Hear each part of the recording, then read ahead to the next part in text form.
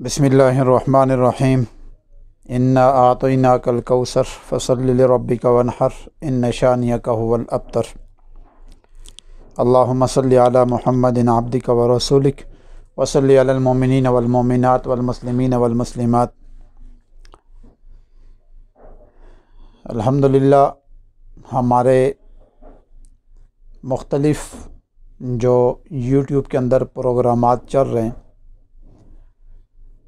Live programme جو ہفتے میں ایک دن ہوتا ہے 1 گھنٹہ،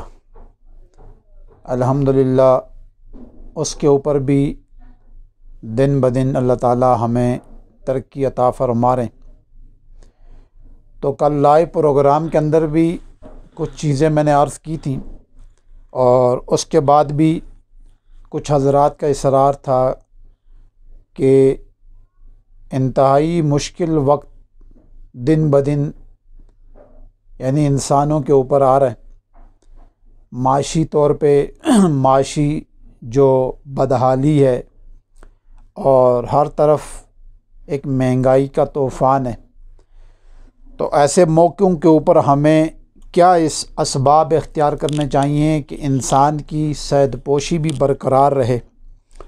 اور انسان کی ضرورتیں بھی اللہ تعالیٰ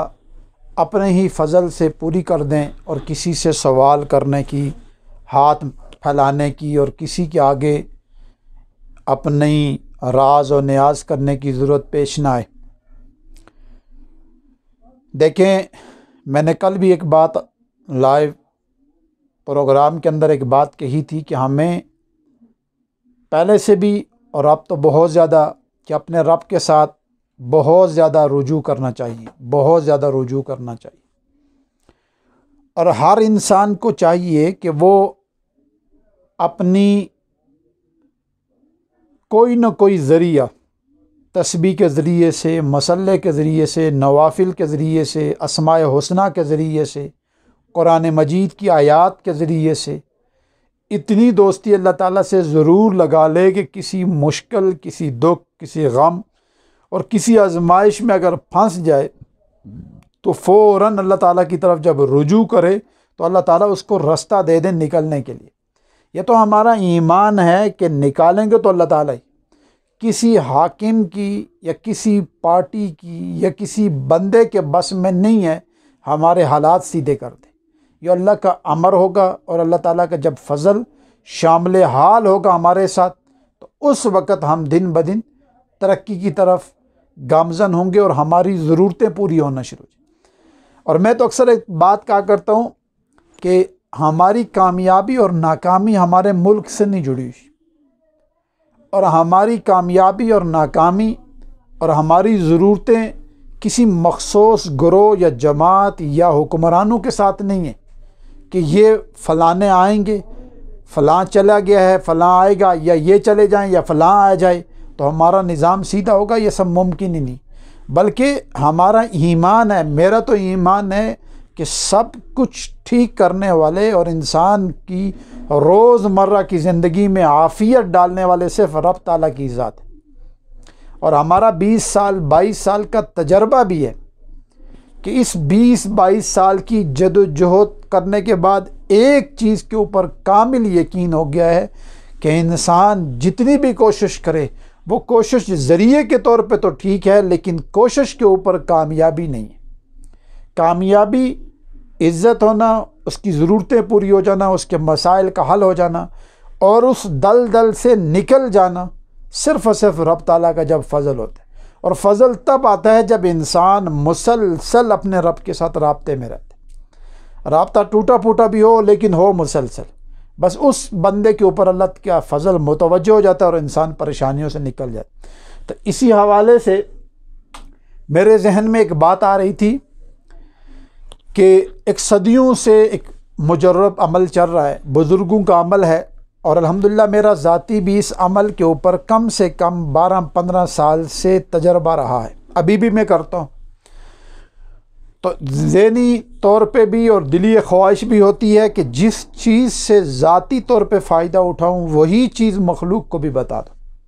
اپنے مخلصین کو، اپنے جاننے والوں کو یہ چیز بتا دوں کہ وہ بھی اس سے فائدہ اٹھائیں۔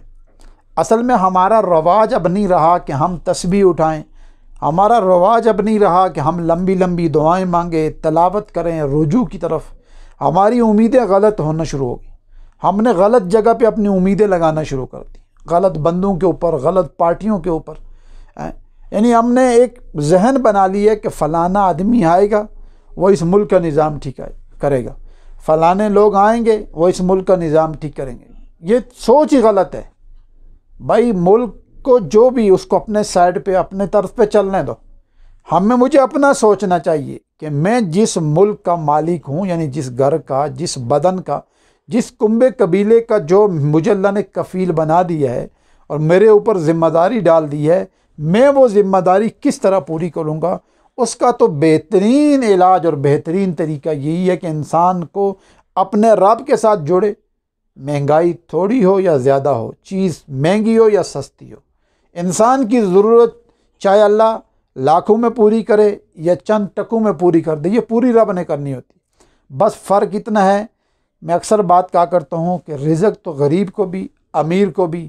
دیہڑی دار کو بھی اور سیٹھ کو بھی اللہ دیتے ہیں۔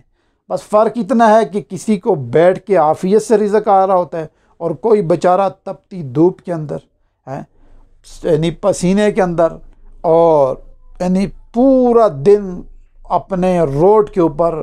کلہاڑی مار مار کے، اپنی وہ گینتی مار مار کے، بادام مار مار کے، تو وہ شام کو اپنی روزی اکٹھی کر کے بچوں کے لیے کچھ لے کے جاتے۔ اب یہ رزق مشقت والا ہے، اور اسی کے بنسبت دوسرا آدمی ہے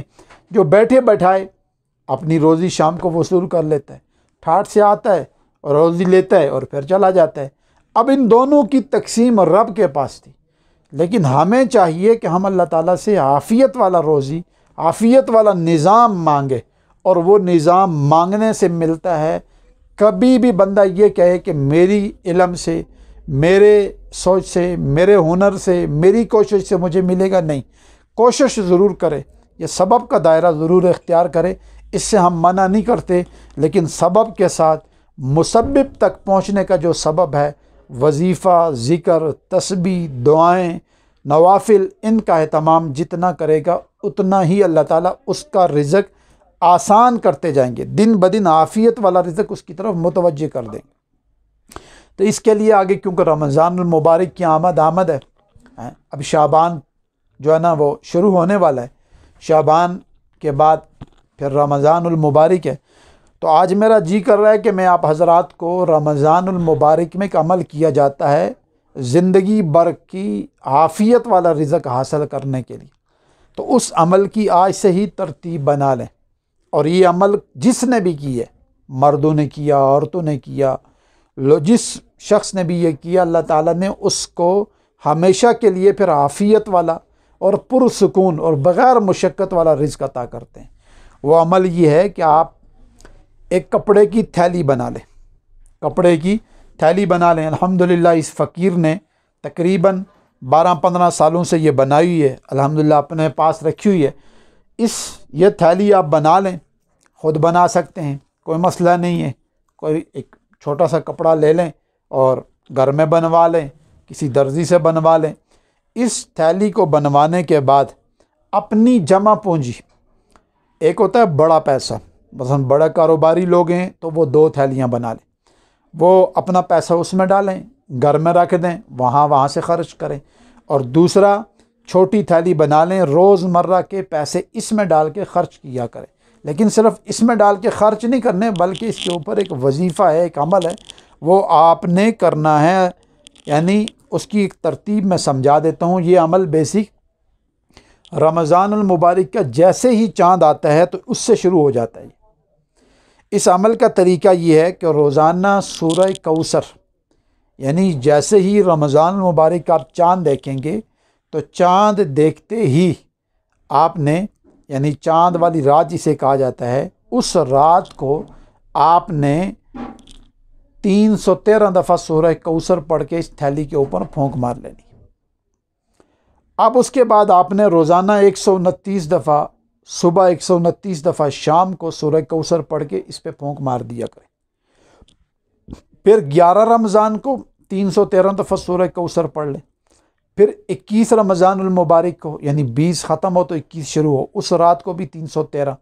پھر 27 رمضان المبارک کو 313، اور پھر چاند رات جسے کہتے ہیں، یعنی عید کا چاند نظر آتا ہے جس رات، اس رات 313 دفعہ پڑھنے۔ پہلے یکم رمضان 313، پھر 11 رمضان 313، 21 رمضان 313، 27 رمضان 313، اور پھر 30 یا 29 چاند رات جسے کہتے ہیں، عید کا جو چاند نظر آتا ہے، اس رات 313 دفعہ پڑھ کے اس تھیلی پہ پھونک ماریں۔ اس کے علاوہ روزانہ 129 دفعہ صبح شام پڑھ کے سورہ کوثر اس تھیلی کے یعنی اندر پھونک مار دے۔ اس طرح دم کیا، یعنی پڑھا اور پھونک مار دی اور تھیلی کو بند کر دیا۔ اب آپ نے کام یہ کرنا ہے کہ جتنے پیسے آئیں وہ اس تھیلی میں ڈالیں، اور جب نکالیں، چاہے آپ پیسے کسی کو دے رہے ہیں یا واپس لے رہے ہیں، تھیلی میں ڈال رہے ہیں، تو ایک دفعہ سورہ کوثر پڑھ کے اس تھیلی کے اوپر پھونک مار دیں اور یہ اپنے پاس رکھیں۔ بس ایک چیز کا خیال رکھنا ہے کہ اگر اللہ تعالیٰ نے بعض دفعہ اس کے اللہ تعالیٰ کے عجیب کمالات کھولنا شروع، تو اپنی کارگزاریاں لوگوں کو زیادہ نہیں سنانی، لوگوں کو زیادہ کچھ بتانا نہیں ہے، کیونکہ بعض دفعہ جو اگلا سننے والا آدمی ہوتا ہے وہ بخیل ہو سکتا ہے، اس کی نظر لگتی ہے، حسد پڑ سکتا ہے، تو پھر آپ پریشان ہو سکتے ہیں، آپ کے وظیفے سے وہ تاثیر ختم ہو سکتی ہے۔ تو اس لیے